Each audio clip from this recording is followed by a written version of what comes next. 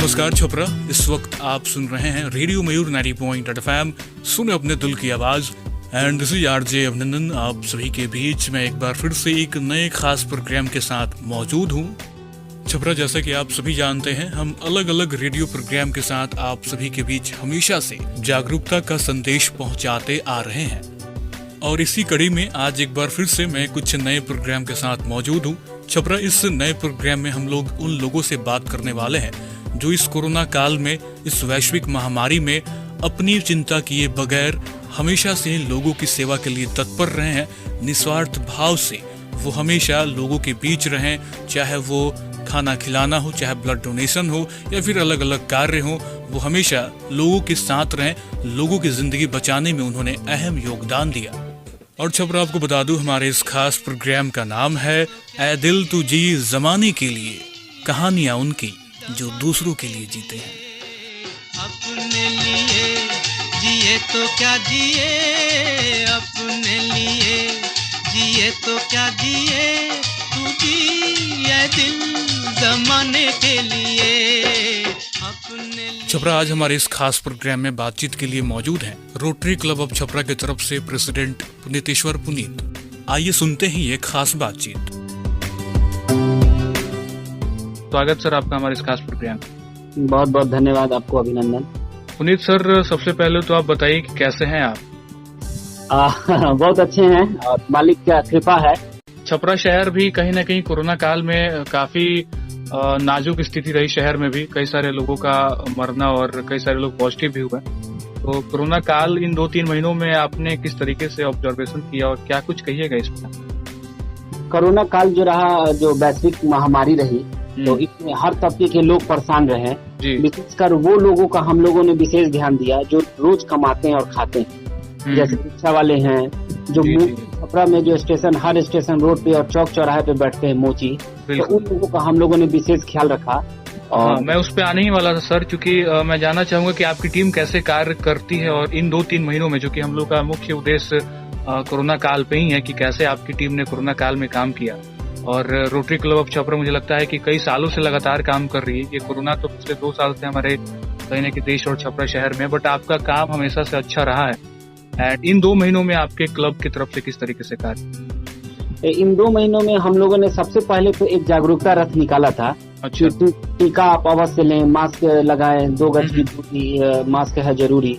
और इसको गांव देहात शहरों में, खासकर उन जगहों पे जहाँ लोग इसको अंधविश्वास समझ रहे हैं, उन लोगों को घुमाया गया था वो रथ को और लोगों को जागरूक किया गया जी। और विभिन्न चौक चौराहों पे हम लोगों ने एक बड़ा बड़ा होर्डिंग लगाया, उसमें भी यही जागरूकता संदेश थे। और उसके बाद सबसे मुख्यतः हम लोग का कार्य रहा कि जो मोची रहे हैं, जो मोची लोग हैं, जो प्रतिदिन कमाते और खाते हैं, तो शहर से बाहर निकलता नहीं था, टाउन में निकलता नहीं था, उनकी स्थिति बहुत थोड़ी सी दयनीय हो गई थी। तो हम लोगों ने उन लोगों को अच्छी, मतलब राशन जो है उनको उपलब्ध कराया था, अच्छी मात्रा में राशन उपलब्ध कराया था, जिससे कुछ वक्त का खाना उनके परिवार को चल सके। तो ये नियमित हो रहा था। रिक्शा वालों को हम लोगों ने राशन दिया था, मास्क भी वितरित किया, उन लोगों को जागरूक भी किया। और हम लोगों ने शिशु पार्क में प्रतिदिन हम लोगों का, जो लोग टहलने के लिए सुबह जाते हैं, तो उन लोगों के लिए हम लोगों ने एक विशेष कार्यक्रम चलाया, बीपी शुगर जांच, जो रैंडम शुगर जांच होता है, बीपी जांच होता है, वो हम लोग ने कराया था। और बहुत लोग ऐसे थे जिनको पता नहीं था कि शुगर इतना हाई है जी। और इस जांच के द्वारा, इस कैंप के द्वारा उन लोगों को पता चला, वो फर्दर इन्वेस्टिगेशन के लिए आगे बढ़े और आगे उनका मतलब मदद बहुत पहुंचा रोटरी क्लब छपरा के बैनर तले उन लोगों का। सर, इन 2-3 महीनों में कैसे प्लानिंग हो रही थी कार्य को लेकर? क्योंकि जैसा कि आपने कहा उचित लोगों तक खाना पहुंचाना, तो क्या एस्टिमेट रहता था इतने लोगों तक खाना पहुंचाना है और कैसे प्लानिंग होती थी सर? प्लानिंग होता था कि जैसे हम लोग की टीम वर्क काम करती है, तो कुछ नौजवान जो युवा हैं, युवा कार्य में आगे आ रहे हैं, तो युवाओं का, युवा रोड ट्रैक्टर की टीम जो होती थी, तो वो लोग आगे निकलते थे, वो लोग पता लगाते थे किस एरिया में ज्यादा जरूरत है, फिर हम उसको व्यवस्था करते थे खाने का। कुछ डोनर्स भी आगे आते थे, डोनेट वगैरह भी, डोनेशन वगैरह भी मिलता था। लोग अपने पॉकेट फंड से भी करते थे, क्लब के फंड से भी दिया जाता था। सब मिला के हम लोगों ने उनकी मदद की। और एक दिन का क्या एस्टिमेट रहता था, कितने लोगों तक ये कार्य को पहुंचाना रहता था? मतलब एक दिन का एस्टिमेट जो रहता था वो मतलब 70 से 80 लोगों के पास हम लोग पहुंचते थे, भोजन पहुंचाना रहता था। 70 से 80 लोगों के पास सब दाना पानी उन लोगों के पास पहुंचता था रात को। जी जी बिल्कुल। और एक चीज और है सर, भोजन की जब भी बात आती है, क्योंकि ये सवाल मैंने और भी कई संगठनों से पूछा भी है, तो भोजन की गुणवत्ता और उसकी शुद्धता पे बात आ जाती है। तो ऐसे में आप लोग क्वालिटी को कैसे जज कर पा रहे थे, कैसे आप समझ पा रहे थे कि ये बेटर है, इसी को हमको देना है? हम लोग बना बनाया भोजन उन लोगों को नहीं उपलब्ध कराते थे। अच्छा। हम लोग राशन खरीद के उनको देते थे, जैसे कच्चा चावल हो गया, कच्चा दाल हो गया, हरी सब्जी हो गई, तो ये हम लोग, नमक का पैकेट हो गया, ये हम लोग उनको उपलब्ध कराते थे। एंड ये सारे कार्य शहर के मुख्य चौक चौराहों से लेकर और भी आप क्षेत्र कवर करते थे, गांव दूर दराज में भी जाते थे आप लोग? हाँ, बिनटोलिया वगैरह है, जी जी, वहाँ भी जाते थे। और पिछले साल जो पानापुर मसरत की तरफ जो भारी तबाही बाढ़ से हुई थी, उसमें भी हम लोगों ने 700 घरों को चूरा और मिठा उपलब्ध कराया। क्या बात है, बहुत अच्छा कार्य कर रहे हैं सर आप लोग। एंड एक चीज और जानना चाहेंगे सर, कभी ऐसा कोई केस आपके नजर के सामने आया हो जहां आपको पता चला हो कि कोई एक घर है या फिर कोई लोग हैं जिनको बहुत ज्यादा जरूरत है भोजन की, एंड देन आपने तुरंत उन लोगों तक वो भोजन पहुंचाया? ऐसा कोई केस, ऐसी कोई घटना? ऐसा केस आया था, फोन आया था हम लोग के पास। जी जी। जैसे हम लोग का रोटरी भवन है, वहाँ पे एक केयर टेकर रहते हैं जी, उनके द्वारा उनके पास फोन आया था। रोटरी जो राजेंद्र कॉलेज है, राजेंद्र कॉलेज के पास जो वहाँ पे दलित बस्ती है, वहाँ के लोगों की थोड़ी दिक्कत हो गई थी घोर लॉकडाउन में, तो रोटरी क्लब छपरा के द्वारा उन लोगों को राशन पहुँचाया गया। खबर मिला था जो केयर टेकर रहते हैं उनके द्वारा। वहीं पे राजेंद्र कॉलेज के पास हम लोग का जो बनवारी लाल पोखरा है, बनवारी लाल का पोखरा, वहीं पे रोटरी भवन है, और वहीं पे पोखरा के इस तरफ हम लोग का रोटरी भवन है, और उस तरफ वो दलित बस्ती के लोग रहते हैं। अच्छा। तो हम लोगों को मालूम चला तो हम लोग पहुंचे और पूरी टीम तन्मयता से कार्य की।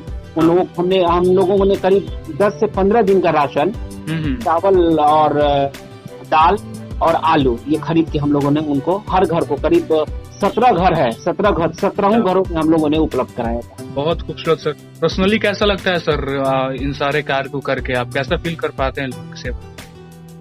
मेरा मानना है कि जैसे आप हर चीज के लिए कीमत चुकाते हैं जी, मुफ्त में आपको कुछ मिलता नहीं है, तो जिस खर्चे पे हम रहने के लिए आए हैं, रोटी यही सिखाती है कि हर चीज का आप कीमत देते रहिए, हर चीज का आपको किराया भरना होगा। तो हम लोग इंसान हैं, तो इंसानियत का किराया भरते हैं, समाज सेवा करते हैं, रोटी के बैनर के लिए, करते हैं, समाज के अति पिछड़ों के लिए करते हैं।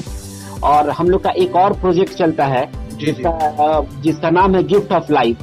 तो गिफ्ट ऑफ लाइफ में होता है 0 से लेके और 5 साल तक के जो बच्चे और बच्चियां होती हैं, जो बच्चे होते हैं, उनके अगर हार्ट में छेद है, दिल में सुराग है, तो वो free of cost Paras hospital में या शहर के देश के सबसे बड़े अस्पतालों में उनका एक भी पैसा उस गार्जियन का नहीं लगता है। हम लोग उसको ऑपरेशन कराते हैं फ्री में, उनके बच्चों का, गरीब अभिभावकों के बच्चों का फ्री में इलाज होता है। क्या बात है, बहुत खूबसूरत सर। और हमारा इस प्रोग्राम का कहने की एक मुख्य उद्देश्य ये भी है कि युवाओं को कैसे सामाजिक कार्यों में जोड़ा जाए, या फिर युवा अगर इस क्षेत्र में आते हैं तो कितना सही होगा। आपको क्या लगता है कि युवाओं को सामाजिक कार्य में आना चाहिए? देखिए, भारत जो है युवाओं का भारत है, और जब तक युवा आगे नहीं आएंगे किसी भी क्षेत्र में, तब तक वो देश, वो राष्ट्र या वो संस्था, कोई भी संस्था हो, छोटी हो या बड़ी संस्था हो, आगे नहीं बढ़ेगी।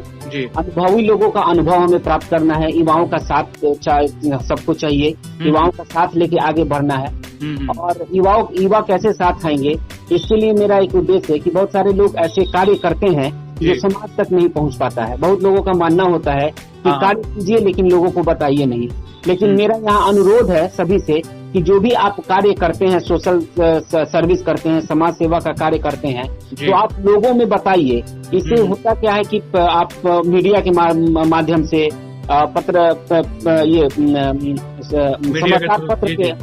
समाचार पत्र के माध्यम से, किसी न किसी तरह आप सोशल जो साइट है उसके माध्यम से लोगों को बताइए।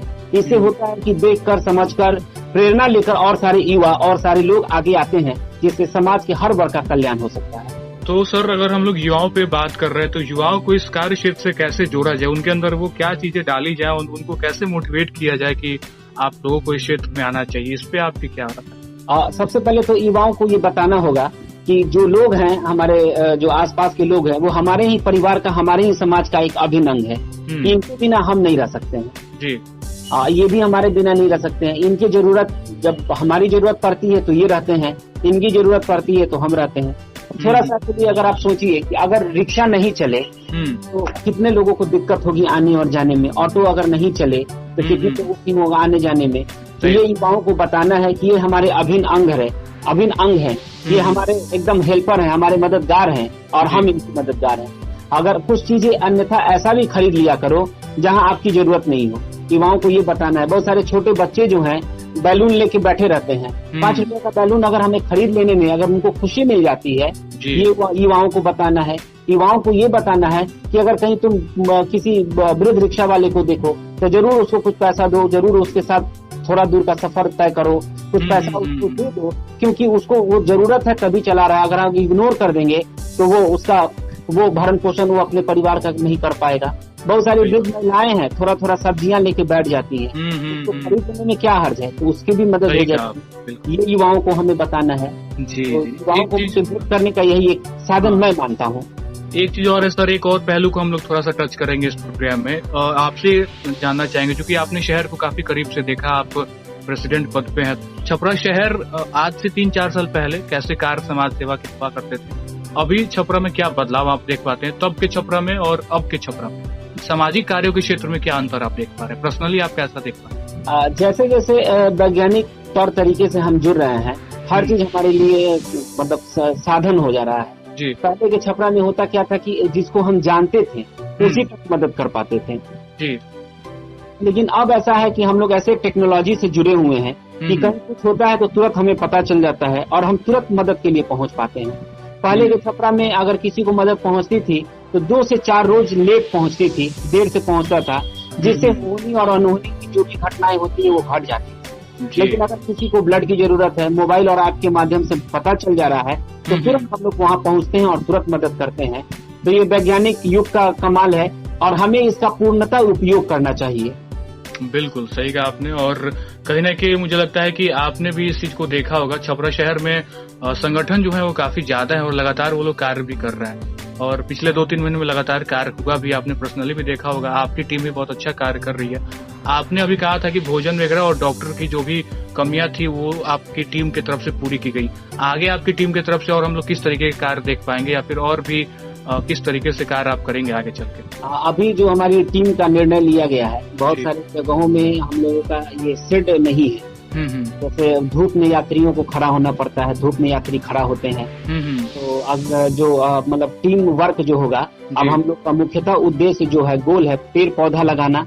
और शहरों में कुछ ऐसे जगह हम लोगों को शेड बनाने का एक निर्णय हम लोगों ने लिया है, जहाँ यात्री खड़े होते हैं। बहुत सारी महिलाएं होती हैं जो बस और ऑटो के इंतजार में खड़ी रहती हैं, धूप में खड़ा होना पड़ता है। बहुत सारे ऐसे हमारे गरीब भाई बहन हैं जो धूप में अपना खोमचा लगाते हैं, धूप में वो पूछते हैं। तो उन लोगों को ध्यान में रखते हुए हम लोगों ने शेड लगवाने का एक निर्णय लिया है। और ब्लड डोनेशन का कार्य तो होता रहता है। रोटरैक्ट एक विंग है, छपरा का रोटरैक्टर की युवा विंग है, तो वो यूथ विंग है। कभी भी आपको जरूरत पड़े तो ब्लड, वो हर ग्रुप के ब्लड को वो आधे घंटे के अंदर उपलब्ध कराते हैं। क्या बात है, बहुत खूबसूरत कार्य आप लोग कर रहे हैं सर, और आगे भी आपकी टीम ऐसे ही कार्य करे, इसके लिए आपको ढेर सारी शुभकामनाएं। एक आखिरी संदेश आप क्या देना चाहेंगे पूरे छपरा बिहार वासियों? छपरा और बिहार वासियों को हम आखिरी संदेश यही देंगे कि जो भी कार्य करें टीम वर्क में करें। और टीम वर्क जो है, जैसे खेल में जो मैदान, जो खिलाड़ी मैदान में खेलता है वो तो अच्छा खिलाड़ी होता ही है, तो उसमें कोई संदेह नहीं है। लेकिन टीम जो होती है ना, वो अच्छे को हरा देती है। टीम वर्क करें, टीम वर्क करके हमको अशिक्षा को हरा दें, टीम वर्क करके हम लोग जो अंधविश्वास को हरा दें, और सबसे पहले जरूरी है कि टीम वर्क करके हम लोग कोरोना को हरा दें। क्या बात है, बहुत खूबसूरत sir. Thank you so much अपना कीमती वक्त रेडियो मयूर के साथ देने के लिए। थैंक यू, बहुत बहुत धन्यवाद, अभिनंदन। Thank you.